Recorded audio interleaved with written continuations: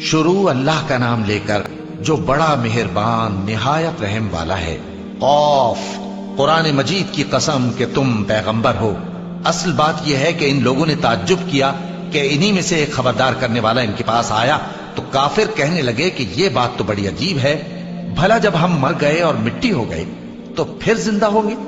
ये जिंदा होना अक्ल से बईद है। इनके जिस्मों को जमीन जितना खा खा कर कम करती जाती है हमको मालूम है, और हमारे पास तहरीरी याददाश्त भी है। बल्कि अजीब बात यह है कि जब इनके पास दीन हक आ पहुंचा तो इन्होंने उसको झूठ समझा। सो ये एक उलझी हुई बात में पड़े हैं।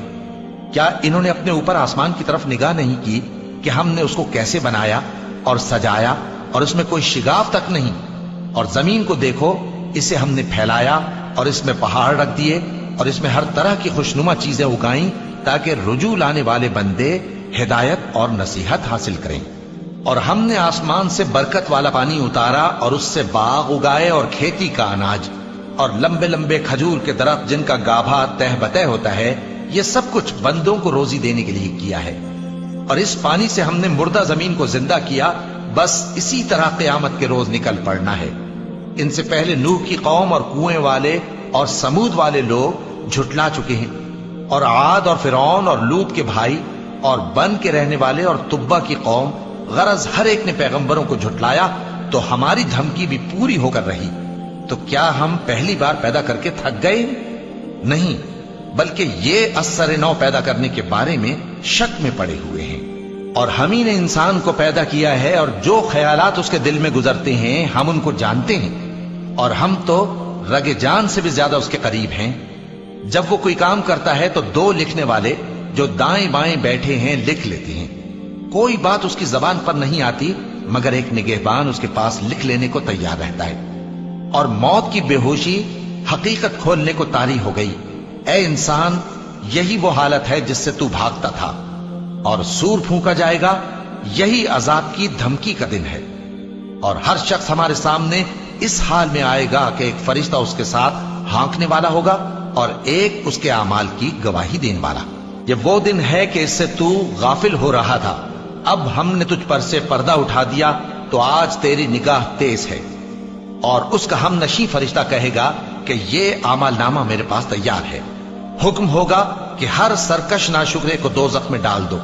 जो माल में बुख्ल करने वाला, हद से बढ़ने वाला, शुबे निकालने वाला था, जिसने अल्लाह के साथ और माबूद मुकर्रर कर रखे थे, तो उसको सख्त अजाब में डाल दो। उसका साथी शैतान कहेगा कि ऐ हमारे परवरदिगार, मैंने इसको गुमराह नहीं किया था, बल्कि ये आप ही रस्ते से दूर भटका हुआ था। अल्लाह कहेगा कि मेरे हुजूर में रद्दो कद न करो, मैं तुम्हारे पास पहले ही अजाब की वईद भेज चुका था। मेरे यहां बात बदला नहीं करती, और मैं बंदों पर जुल्म करने वाला नहीं। उस दिन हम दोज़ख से पूछेंगे कि क्या तू भर गई? वो कहेगी कि कुछ और भी है। और बहिश्त परहेजगारों के करीब कर दी जाएगी कि उनसे मुतलक दूर न होगी। यही वो चीज है जिसका तुमसे वादा किया जाता था, यानी हर रुजू लाने वाले, हिफाजत करने वाले से, जो रहमान से बिन देखे डरता रहा और रुजू करने वाला दिल लेकर आया, उसमें सलामती के साथ दाखिल हो जाओ।